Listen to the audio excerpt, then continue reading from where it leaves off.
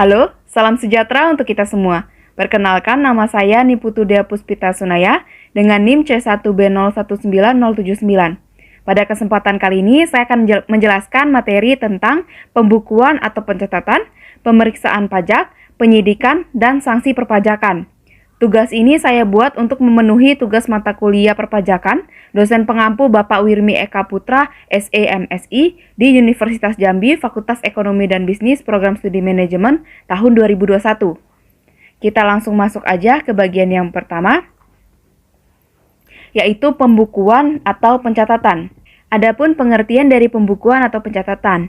Pembukuan adalah suatu proses pencatatan yang dilakukan secara teratur untuk mengumpulkan data dan informasi keuangan yang meliputi harta, kewajiban, modal, penghasilan dan biaya, serta jumlah harga perolehan dan penyerahan barang atau jasa yang ditutup dengan menyusun laporan keuangan berupa neraca dan laporan laba rugi untuk periode tahun pajak tersebut. Lalu selanjutnya ada kewajiban pembukuan atau pencatatan. Wajib pajak orang pribadi yang melakukan kegiatan usaha atau pekerjaan bebas dan wajib pajak badan di Indonesia wajib menyelenggarakan pembukuan. Wajib pajak yang dikecualikan dari kewajiban menyelenggarakan pembukuan tetapi wajib melakukan pencatatan adalah wajib pajak orang pribadi yang melakukan kegiatan usaha atau pekerjaan bebas yang sesuai dengan ketentuan peraturan perundang-undangan perpajakan diperbolehkan menghitung penghasilan neto dengan menggunakan norma penghitungan penghasilan neto dan wajib pajak orang pribadi yang tidak melakukan kegiatan usaha atau pekerjaan bebas. Lalu yang selanjutnya ada sanksi dari pembukuan atau pencatatan, di mana 1.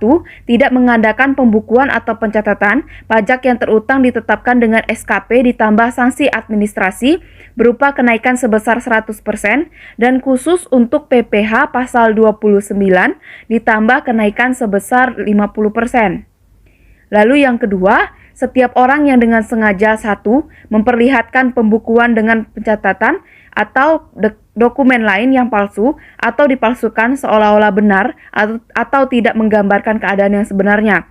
2. Tidak menyelenggarakan pembukuan atau pencatatan di Indonesia, tidak memperlihatkan atau tidak meminjamkan buku catatan atau dokumen lain. Dan 3. Tidak menyimpan buku, catatan, atau dokumen yang menjadi dasar pembukuan atau pencatatan dan dokumen lain termasuk hasil pengolahan dan dari pembukuan yang dikelola secara elektronik atau diselenggarakan secara program aplikasi online di Indonesia. Dipidana dengan pidana penjara paling singkat 6 bulan dan paling lama 6 tahun dan denda paling sedikit 2 kali jumlah pajak terutang yang tidak atau kurang dibayar dan paling banyak 4 kali jumlah pajak terutang yang tidak atau kurang dibayar. Pidana menjadi 2 kali sanksi pidana apabila seseorang melakukan lagi tindak pidana di bidang perpajakan sebelum lewat 1 tahun terhitung sejak selesainya menjalani pidana penjara yang dijatuhkan. Kita masuk ke bagian selanjutnya yaitu pemeriksaan pajak. Adapun pengertian dari pemeriksaan adalah serangkaian kegiatan menghimpun dan mengolah data, keterangan, dan atau bukti yang dilaksanakan secara objektif dan profesional berdasarkan suatu standar pemeriksaan untuk menguji kepatuhan, pemenuhan kewajiban perpajakan dan atau untuk tujuan lain dalam rangka melaksanakan ketentuan peraturan perundang-undangan perpajakan. Lalu selanjutnya adapun sasaran dari pemeriksaan maupun penyelidikan untuk mencari adanya 1. Interpretasi undang-undang yang tidak benar, 2. Kesalahan hitung, 3. Penggelapan secara khusus dari penghasilan, 4. Pemotongan dan pengurangan tidak sesungguhnya yang dilakukan wajib pajak dalam melaksanakan kewajiban perpajakannya. Lalu selanjutnya adapun tujuan dari pemeriksaan, di mana 1. Menguji kepatuhan pemenuhan kewajiban perpajakan dalam rangka kepastian hukum, keadilan dan pembinaan kepada wajib pajak dapat dilakukan dalam hal 1. SPT menunjukkan kelebihan pajak, 2. SPT PPh menunjukkan rugi, 3. SPT tidak disampaikan atau disampaikan tidak tepat waktu, 4. Ada indikasi lain tidak dipenuhinya kewajiban perpajakan. Lalu tujuan yang kedua ialah tujuan lain dalam rangka pemenuhan kebutuhan atau ketentuan peraturan perundang-undangan perpajakan dapat dilakukan dalam hal 1. Pemberian NPWP secara jabatan, 2. Penghapusan NPWP, 3. Pengukuhan atau pencabutan PKP. 4. Wajib pajak mengajukan keberatan. 5. Pengocokan data atau keterangan, dan lain-lainnya. Selanjutnya ada prosedur pemeriksaan di mana 1. Petugas harus dilengkapi dengan surat perintah pemeriksaan dan harus memperlihatkan kepada wajib pajak yang diperiksa. 2. Wajib pajak yang diperiksa harus 1. Memperlihatkan dan meminjamkan buku atau catatan dokumen yang menjadi dasarnya dan dokumen lainnya yang berhubungan dengan penghasilan yang diperolehnya. 2. Memberi kesempatan untuk memasuki tempat atau ruangan yang dipandang perlu guna kelancaran pemeriksaan. 3. Memberi keterangan yang diperlukan. 4. Kewajiban untuk merahasiakan sesuatu tidak berlaku untuk pemeriksaan pajak. 5. Dirjen Pajak berwenang untuk melakukan penyegelan tempat atau ruangan tertentu bila wajib pajak tidak memenuhi ketentuan yang berlaku. Kita masuk ke bagian selanjutnya, yaitu penyidikan. Adapun pengertian dari penyidikan adalah serangkaian tindakan yang dilakukan oleh penyidik untuk mencari serta mengumpulkan bukti yang dengan bukti itu membuat terang tindak pidana di bidang perpajakan yang terjadi serta menemukan tersangkanya. Penyidikan tindak pidana bidang perpajakan dilaksanakan menurut ketentuan yang diatur dalam Undang-Undang Nomor 8 Tahun 1981 tentang KUHP. Selanjutnya ada wewenang dari penyidik. 1. Menerima, mencari, mengumpulkan, dan meneliti keterangan atau laporan berkenaan dengan tindak pidana di bidang perpajakan agar keterangan atau laporan tersebut menjadi lebih lengkap dan jelas. 2. Meneliti, mencari, dan mengumpulkan keterangan mengenai orang pribadi atau badan kebenaran perbuatan yang dilakukan sehubungan dengan tindak pidana di bidang perpajakan. 3. Meminta keterangan dan bahan bukti dari orang pribadi atau badan sehubungan dengan tindak pidana di bidang perpajakan. 4. Memeriksa buku, catatan, dan dokumen lain berkenaan dengan tindak pidana di bidang perpajakan. 5. Melakukan penggeledahan untuk mendapatkan bahan bukti pembukuan, pencatatan, dan dokumen lain, serta melakukan penyitaan terhadap barang bukti tersebut. 6.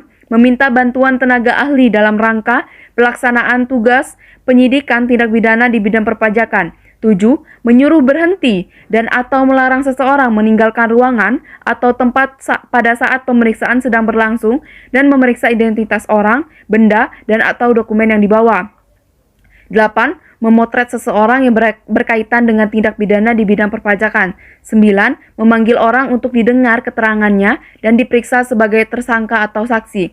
10. Menghentikan penyidikan. 11. Melakukan tindakan lain yang perlu untuk kelancaran penyidikan tindak pidana di bidang perpajakan menurut ketentuan peraturan perundang-undangan. Selanjutnya ada penghentian penyidikan. Untuk kepentingan penerimaan negara atas permintaan Menteri Keuangan, Jaksa Agung dapat menghentikan penyidikan tindak pidana di bidang perpajakan. Pengajuan penghentian penyidikan sebagaimana dimaksud di atas dapat dilakukan setelah wajib pajak atau tersangka melunasi kerugian pada pendapatan negara, yaitu jumlah pajak yang tidak atau kurang dibayar atau yang tidak seharusnya dikembalikan, dan atau jumlah pajak dalam faktur pajak, bukti pemungutan pajak, bukti pemotongan pajak, dan atau bukti setoran pajak ditambah sanksi administrasi berupa denda sebesar 3 kali jumlah pajak tersebut. Yang selanjutnya ada prosedur penghentian penyidikan, di mana 1. Permohonan penghentian penyidikan pasal 44B diajukan oleh wajib pajak atau tersangka yang melakukan tindak pidana di bidang perpajakan dan atau kuasa atau pegawai dari wajib pajak atau tersangka atau pihak lain yang menyuruh melakukan, yang turut serta melakukan, yang menganjurkan, dan atau yang membantu melakukan tindak pidana di bidang perpajakan. 2. Wajib pajak atau tersangka yang akan mengajukan penghentian penyidikan pasal 44B meminta informasi secara tertulis kepada unit Direktorat Jenderal Pajak yang melakukan penyidikan untuk mengetahui sebesarnya kerugian pada pendapatan negara, yaitu jumlah pajak yang tidak atau kurang dibayar atau yang tidak seharusnya dikembalikan, dan atau jumlah pajak dalam faktur pajak, bukti pemungutan pajak, bukti pemotongan pajak, dan atau bukti setoran pajak beserta sanksi administrasi. 3. Wajib pajak atau tersangka yang akan mengajukan penghentian penyidikan pasal 44B mengajukan permohonan kepada Menteri Keuangan dengan tembusan Direktur Jenderal Pajak dengan memenuhi ketentuan 1. Diajukannya secara tertulis dalam bahasa Indonesia dengan menyatakan pengakuan bersalah dan pelunasan jumlah kerugian pada pendapatan negara dan sanksi administrasi.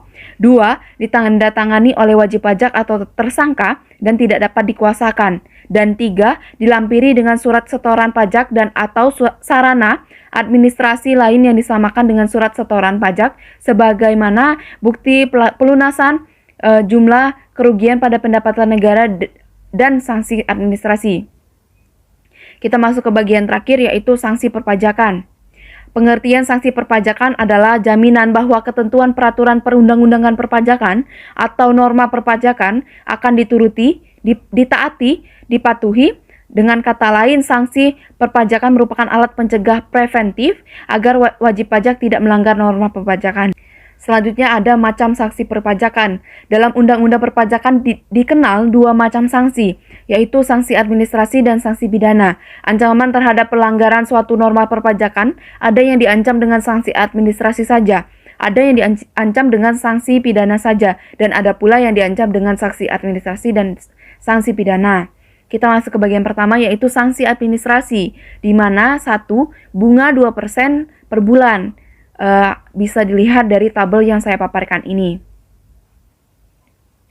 Lalu yang kedua ada denda administrasi. Adapun tabel yang saya paparkan tersebut bisa saudara lihat. Lalu yang ketiga kenaikan 50% dan 100%. Berikut paparan tabel.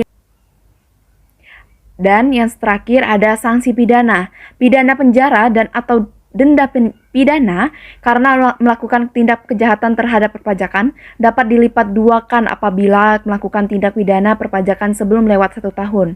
Terhitung sejak selesainya menjalani sebagian atau seluruh pidana penjara yang dijatuhkan. Penuntutan tindak pidana terhadap pejabat hanya dilakukan apabila ada pengaduan dari orang yang kerahasiaannya dilanggar. Jadi pidana terhadap pejabat merupakan delik aduan. Tindak pidana perpajakan tidak dapat dituntut setelah lampau 5 tahun. Usai sudah penjelasan dari saya tadi, saya harap informasi tadi dapat berguna bagi saudara. Saya Niputu Dia Puspita Sunaya, saya undur diri, terima kasih.